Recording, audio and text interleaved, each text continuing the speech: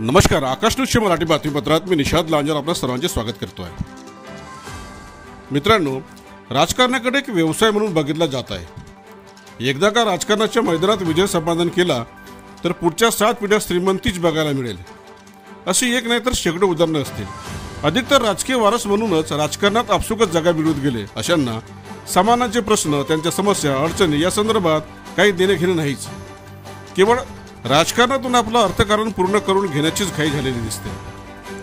मात्र मी बघितलेला एक वर्तमानातील राजकारणी आगळा वेगळा आहे, ज्यांच्या घराण्याचा राजकारणाशी तीळ मात्रही संबंध नसताना राजकारणात उतुंग भरारी घेऊन मानवसेवा हीच खरी ईश्वर सेवा समजणारे आमचे तुमचे सर्वांचे आवडते भाऊ म्हणजे नानाभाऊ पटोले।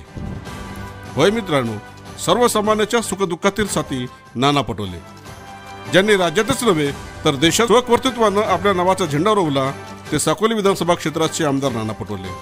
यांच्याबद्दल बोलावे तेवढे कमीच आहे। नुकताच विधानसभा निवडणुकीत अत्यंत अल्पमताने निवडून आल्यानंतरही सेवा पर्व धर्म समजून पुन्हा एकदा जोमाने कामाला लागून सर्वांगीण विकासाची संकल्पना प्रत्यक्षात साकारण्यासाठी घोडदौड सुरू केली। नाना पटोले खरं तर खूपच हळव्या मनाचे आहेत, सामाजिक भान ठेवणारे आहेत, समाजातील सर्वसामान्यांच्या भावनेशी नाना जुळले आहेत। म्हणूनच की काय, संपूर्ण विधानसभा क्षेत्राला आपला कुटुंब समजून कामे करताना दिसत आहेत। विकास कामासोबतच नाना पटोले क्षेत्रातील गोरगरिबांच्या गरजा पूर्ण करण्याकडेही लक्ष देतात। हा त्यांचा मोठेपणा आहे। लाखांदूर तालुका नानाचा बालेकिल्ला असल्याने या तालुक्यावर तर नाना पटोले यांचे विशेष प्रेम आहे। कोणत्याही क्षणी धावून येणारा जनसामान्याचा नेता म्हणून नाना पटोले यांच्याकडे बघितला जाते।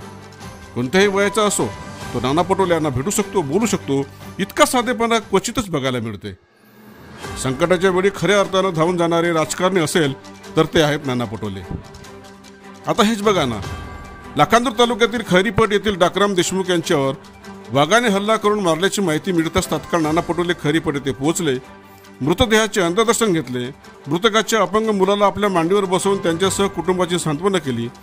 मृतकाच्या कुटुंबियांनी फोडलेला टाहो बघून नाना पटोले भावना विवश झालेत। एवढेच नव्हे तर मृतक डाकराम देशमुख यांच्या अंत्ययात्रेत सहभागी झाले। मागे मागे ट्रॅक्टरवर शवयात्रा निघाली आणि पुढे पुढे स्वतः आमदार नाना पटोले दुसऱ्या ट्रॅक्टरवर शवयात्रेत सहभागी झालेल्या लोकांना घेऊन ट्रॅक्टर चालवित निघाले। जवळपास 2 किलोमीटर अंतरावरील स्मशानभूमीत पोहोचून अग्निसंस्कार होईपर्यंत लोकांच्या गराड्यात थांबले आणि शेवटी श्रद्धांजली वाहून परतले। एवढा मोठा नेता एका गरीबाच्या दुःखात सामील होऊन घाबरू नका, मी तुमच्या पाठीशी आहे असं समजावून सांगतो, तेव्हा त्यांच्यातील हळव्या मनाच्या माणसाचे दर्शन होते।